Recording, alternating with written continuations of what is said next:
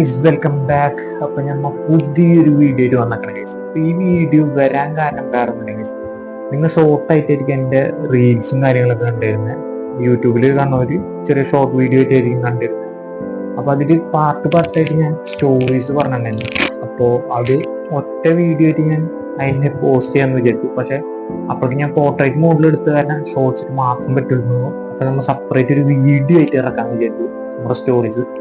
അപ്പൊ stories ഇറക്കണതിന്റെ main കാരണം എന്താണെന്ന് ഞാൻ ഇപ്പൊ പറഞ്ഞുതരാം. കാരണം എന്താണെന്ന് വെച്ചാൽ നിങ്ങൾ ആർക്കെങ്കിലും ഒരു കോണ്ടന്റ് ക്രിയേറ്റർ ആവണമെന്ന് വിചാരിച്ച് വരുന്നവർ, വീഡിയോസ് ചെയ്യുന്നവർ, അവർക്ക് ഇതേമാതിരി ചെറിയൊരു ഇൻസ്പിറേഷൻ ആയിരുന്നു വരാം. കാരണം എന്താ വെച്ചാൽ ഞാൻ ഇതേമാതിരി തന്നെയായിരുന്നു കുറെ നാൾ മുമ്പ്. കുറെ വീഡിയോസും കാര്യങ്ങളും അതേമാതിരി കുറെ ചാനലും കാര്യങ്ങളൊക്കെ ആയിട്ട് വന്നിരുന്നു. അപ്പൊ എനിക്കുണ്ടായ കുറെ ഫെയിലിയേഴ്സ് ഒക്കെ ഉണ്ട് ഗൈസ്. അപ്പൊ അതൊക്കെ നമ്മ ഒരു സ്റ്റോറി മോഡിൽ നമ്മൾ പറയുന്നതായിരിക്കും. അപ്പൊ ഈ സ്റ്റോറിയിൽ ഞാൻ എന്റെ കാര്യങ്ങളെ വിശദമായിട്ട് പറയാം. അപ്പൊ നിങ്ങൾ ചെയ്യാൻ പോകുന്നവർക്ക് ഇങ്ങനത്തെ മിസ്റ്റേക്ക് ഒന്നും വരാണ്ടിരിക്കാനും കൂടി വേണ്ടിയിട്ടാണ് ഗൈസ് ഞാനൊരു വീഡിയോ ആയിട്ട് ചെയ്യുന്നത്. അപ്പൊ let's begin to the video. അപ്പൊ ഇന്ന് ഞാൻ പറയാൻ പോകുന്നത് വേറെ ഒന്നല്ല ഗൈസ്, എന്റെ സ്റ്റോറി തന്നെയാണ്.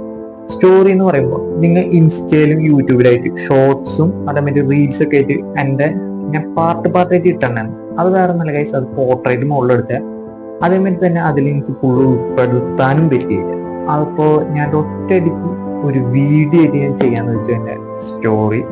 അപ്പൊ സ്റ്റോറി ഞാൻ എന്തുകൊണ്ട് കാണണം എന്ന് ഞാൻ പറയാൻ കാരണം വേറെ ഒന്നല്ല ഗൈസ്, എനിക്കുണ്ടായ കുറെ മിസ്റ്റേക്കുകളും അതേമാതിരി തന്നെ കുറെ ഫെയിലിയറും ഇതൊക്കെ എന്തുകൊണ്ട് ഉണ്ടായി, ഞാൻ എന്തുകൊണ്ട് ഇതൊക്കെ മറികടന്ന് വീണ്ടും ചെയ്യുന്നു, ഇതൊക്കെ പറയാൻ വേണ്ടിയിട്ടാണ് ഗൈസ് ഞാൻ വീഡിയോ ആയി ചെയ്യാന്ന് വിചാരിച്ചു. അപ്പൊ നിങ്ങളെല്ലാവരും ഒന്ന് ചെക്കൗട്ട് ചെയ്യണം. കാരണം എന്താ വെച്ചാൽ നിങ്ങളും ഒരു കോണ്ടന്റ് ക്രിയേറ്റർ ആവണം എന്ന് വിചാരിച്ചിരിക്കുന്ന കുറെ പേരുണ്ടാവും. കാരണം ഞാനും ഒരു റേഞ്ചിൽ ഇങ്ങനെയൊക്കെ തന്നെയായിരുന്നു. തല കാണിക്കാൻ പോലും എനിക്കൊരു എന്തോ മാതിരിയായിരുന്നു. ഇപ്പൊ വീഡിയോ ചെയ്യുമ്പോൾ തന്നെ മനസ്സിലാക്കും. കാരണം എന്താ വെച്ച് കഴിഞ്ഞാൽ ആദ്യമൊന്നും ഞാൻ ഇങ്ങനെ ഫേസ് പോലും കാണിച്ചിരുന്നില്ല ഗൈസ്. അപ്പൊ അതൊക്കെ മറികടന്ന് ഞാൻ ഇങ്ങനെയൊക്കെ വന്ന് സംസാരിച്ചിട്ടുണ്ടെങ്കിൽ അതിൽ കുറേയൊക്കെ ഞാൻ മാറ്റിയെടുത്തത് തന്നെയാണ് ഗൈസ്. അപ്പൊ അതൊക്കെ ഞാൻ ഇപ്പൊ പറഞ്ഞുതരാം ഗൈസ്. അപ്പൊ ഞാൻ മുന്നേ പറഞ്ഞ മാതിരി തന്നെ ഞാൻ തുടക്കം വന്നെന്ന് പറഞ്ഞാൽ 2020, അതായത് 2020 കൊറോണ ടൈം.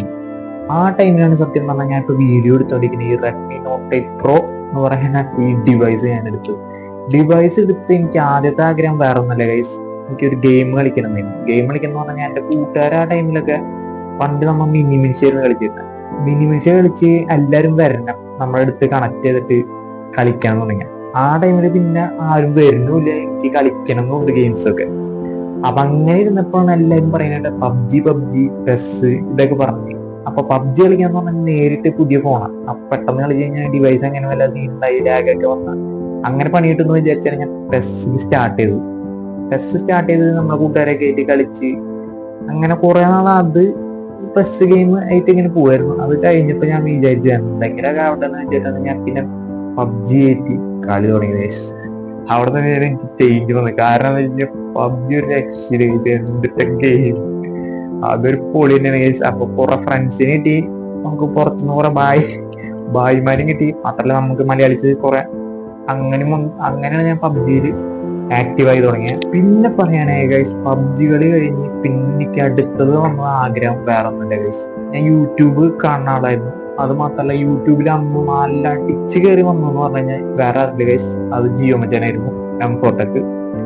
അപ്പൊ എംഫോടെക്കിന്റെ വീഡിയോസ് കണ്ടിട്ടാണ് എനിക്ക് ആഗ്രഹം വന്നത്, എന്തുകൊണ്ട് എനിക്കൊരു യൂട്യൂബർ ആയിക്കൂടെ വീഡിയോസ് ചെയ്തുകൂടാ.